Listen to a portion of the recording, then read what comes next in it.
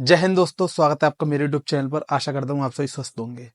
तो आज हम बात करने वाले हैं इस वीडियो में जो आरपीएफ एसआई का एग्जाम हुआ था, उसमें जो है उसकी एक्सपेक्टेड कट ऑफ क्या रह सकती है और क्या है उसके main main reasons, cut off किस तरीके से निकल सकती है।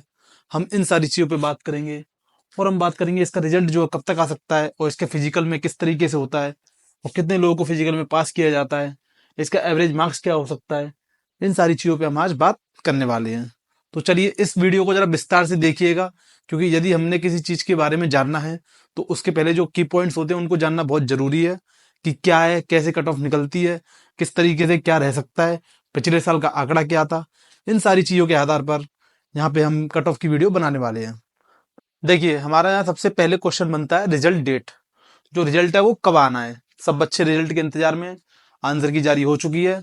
हर किसी को अपना स्कोर पता भी है, किसने कितना स्कोर इसमें कर रखा है। तो अब मेन रीजन ये है कि रिजल्ट कब आएगा।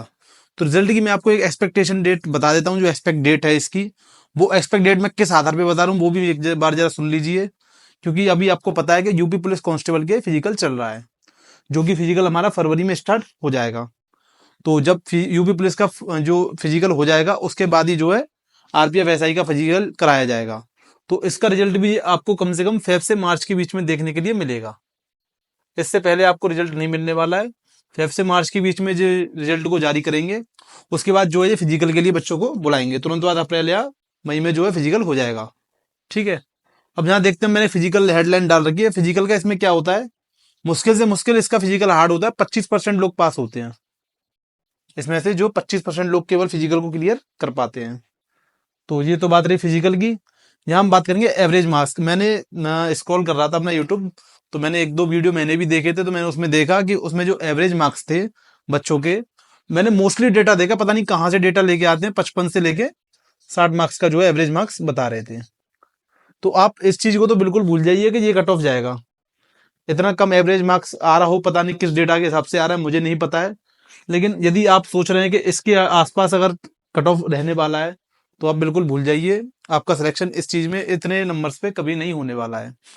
क्योंकि आप एक चीज को समझिए, देखिए हमारे पास वैकेंसी कितनी आती, लगभग 420 या 400, 450 समथिंग हमारे पास वैकेंसियां थी। 420 थी। ठीक है। अब यहाँ हम बात करेंगे हमारे पास कितने गुना पे हो गए हैं, 10 गुना। 10 गुना जो है फिजिकल के लिए लोग बुलाए जाएंगे। तो कितने लोग बुलाए जाएंगे, 4200 लोग। ठीक है। अब हमारे पास जो है फॉर्म कितने भरे गए थे इसके लिए हमारे पास फॉर्म भरे गए थे कम 15 लाख। ठीक है, 15 लाख फॉर्म भरे गए थे। तो हम अगर मान लेते हैं कि सपोज करो 50% लोगों ने एग्जाम दिया है। ठीक है। पूरे 100% लोगों ने भी नहीं दिया है। तो यहाँ पे हमने डेटा ले लिया, 7 लाख लोगों ने एग्जाम जो है अपियर किया है। तो आप एक बात बताइए, इन 7 लाख बच्चों में से क्या 1 लाख भी बच्चे ऐसे नहीं होंगे जो पढ़ते होंगे? 1 लाख बच्चे तो कम से कम ऐसे होंगे ना जिन्होंने पढ़ के एग्जाम दिया होगा। कॉमन सी बात है भाई, जब सब लोग पढ़ रहे हैं इस समय पे, तो 1 लाख बच्चे तो ऐसा हो ही होगा जिसने जो है पढ़ के एग्जाम दिया होगा। ठीक है। अब ये तो बात रही 1 लाख की। अब 1 लाख के बाद यहाँ पे हमारे हमको केवल कितने बच्चे चाहिए फिजिकल के लिए, 4200 बच्चे। ठीक है। क्या इसमें इतने भी बच्चे नहीं होंगे जिनके 4200 बच्चे इतने नहीं होंगे जिनके 80+ मार्क्स आए होंगे? क्या ऐसा पॉसिबल है? ऐसा तो हो नहीं सकता कि 80+ मार्क्स इन 4200 बच्चों के नहीं आए हो 1 लाख बच्चों में से। भाई 1 लाख बच्चों में से अगर हम देखते हैं तो 4200 बच्चे इजीली हमें 80+ के मिल जाएंगे। ठीक है, पहली बात। अब दूसरी बात ये कि इसके बाद इसका फिजिकल होगा, तो फिजिकल में यहाँ पे 25% बच्चे करीब लगभग जो है पास कर पाते हैं। उसके बाद भी इनको जो है कट ऑफ जो है बढ़ाना पड़ेगा। अगर हमको जो 420 वैकेंसियां भरनी है, उसके बाद भी इनको जो है कट ऑफ को इंक्रीज करना पड़ेगा। तो आप इस चीज को समझिए। यदि आपसे कोई कह रहा है कि आपका 55-60 में सिलेक्शन हो जाएगा, आप फिजिकल की तैयारी करते रहें, तो मेरा कहना यह है कि आप फिजिकल की तैयारी ना करके अपना ग्रुप डी की तैयारी करें। यदि आप आरआरबी के ही फॉर्म, मतलब रेलवे में ही अपना फॉर्म डालना चाहते हैं, तो ग्रुप जो क्या कहते हैं ग्रुप डी की भी अच्छी खासी वैकेंसी है, 60 हजार की समथिंग वैकेंसी आ रही हैं। तो आप उसकी तैयारी करें मेरे हिसाब से, यदि आपके इसके आसपास आपके पास नंबर बन रहे हैं तो ठीक है। यहाँ पे अब हम बात करेंगे इसका सेव स्कोर क्या रह सकता है। तो मैं जो आपको बताऊंगा वो रो मार्क्स बताऊंगा कि कम से कम इतना मार्क्स तो आपके होने चाहिए। बाकी नॉर्मलाइजेशन डिपेंड करता है शिफ्ट टू शिफ्ट। और यहाँ पे यदि हम हार्ड शिफ्ट की बात करें, तो इसमें हार्ड शिफ्ट जो मैं आपको बता देता हूँ कौन कौन सी थी। एक तो इसमें दो थी। 2 तारीख को जो थर्ड शिफ्ट थी वो हार्ड थी। उसके बाद 12, उसके बाद 13, जो 13 की सेकंड शिफ्ट और 12 की सेकंड शिफ्ट, ये 3 शिफ्ट जो है सबसे ज्यादा हार्ड इस बार रही है।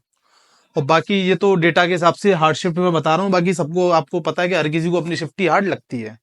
तो पेपर ठीक था, मतलब मॉडरेट पेपर था, ज्यादा हार्ड भी पेपर नहीं था। तो आपकी जो है स्कोर कितना रहना चाहिए, कम से कम मैं आपको बता रहा हूँ, ये ओवरऑल 120 मार्क्स का होता है। तो आप एक चीज और देखिए, एक चीज मैं आपको और बताता हूँ।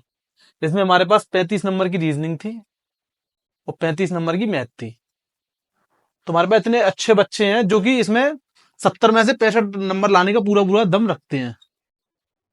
आराम से हमारे पास 10,000 बच्चे ऐसे निकल जाएंगे इस डेटा में से जो 65 से 70 नंबर लाने का मैथ और रीजनिंग में केवल दम रखते हैं, जो इजीली आराम से मैथ और रीजनिंग जिनकी बहुत अच्छी होती है और इजीली उसको क्लियर कर देते हैं। अब जहाँ 50 नंबर की बात करें तो 50 नंबर जीके के थे। तो जीके का जो बच्चा पढ़ता है केवल अटेम्प्ट वही करेगा जो उसको आता होगा। सपोज करो उसने 20 से 25 भी अटेम्प्ट किए, तो उसके भी इसमें से कम 22 क्वेश्चन सही होंगे ही होंगे। यदि वो इसने अटेम्प्ट करके आ रहा है तो इसमें से कम 22 क्वेश्चन इजीली उसके सही होंगे ही होंगे, क्योंकि वो अटेम्प्ट भी तभी करेगा जब वो पढ़ने वाला बच्चा होगा। तो वो फालतू तुक्के नहीं मारेगा। फालतू तुक्के केवल वही मारते हैं जिनको आंसर नहीं पता होते हैं और जो सोचते हैं कि शायद सही हो जाए तो उसका नंबर आ जाए। तो आपको पता है तुक्के से कभी कुछ नहीं हो सकता है। तो मैं आपको बताता हूँ, यदि आप जनरल कैटेगरी से हैं तो आपके इसमें 90 प्लस मार्क्स आपको चाहिए चाहिए सिलेक्शन के लिए। ठीक है। ईडब्ल्यू एस से हैं तो आपके 85 प्लस स्कोर होना चाहिए। ओबीसी से है तो 87 प्लस, और एससी से है तो 83 प्लस, और एसटी से है तो 78 प्लस आपके मार्क्स चाहिए चाहिए इसमें। आप इस चीज को देख लीजिए कि आपके इतने मार्क्स बनने चाहिए कम से कम, अगर आपको सिलेक्शन चाहिए तो। क्योंकि पोस्ट हमारे पास बहुत ज्यादा पोस्ट नहीं है, केवल 400 पोस्ट है। तो 400 पोस्ट बहुत ज्यादा पोस्ट नहीं होती है। इतने ज्यादा फॉर्म भी भरे गए हैं, सब बच्चे पढ़ने लिखने वाले हैं, ऐसा कोई बच्चा नहीं है जो नहीं पढ़ रहा हो। तो 1 लाख बच्चे में से हमको 400-500 बच्चे तो ऐसे मिल जाएंगे जिनके इससे प्लस मार्क्स इजिली होंगे। तो आप इस चीज को समझिए। अगर आप सोच रहे हो कम स्कोर में आपका सिलेक्शन हो जाएगा, तो आपका बिल्कुल सिलेक्शन नहीं होना है। आप इस चीज के लिए बिल्कुल ध्यान रखिए। तो यहाँ पे मैंने आपको फैक्ट के आधार पर ये कट ऑफ बताई है, आप इजीली इस चीज को समझ सकते हैं। तो यदि आपको अभी कोई अगर डाउट है तो मुझे कमेंट सेक्शन में जरूर बताएं, मैं आपकी कमेंट्स का रिप्लाई जरूर करूंगा। और आपको मेरे वीडियोस पसंद आते तो मेरे चैनल को सब्सक्राइब जरूर करें और मेरी वीडियो को शेयर करना ना भूलें। जय हिंद।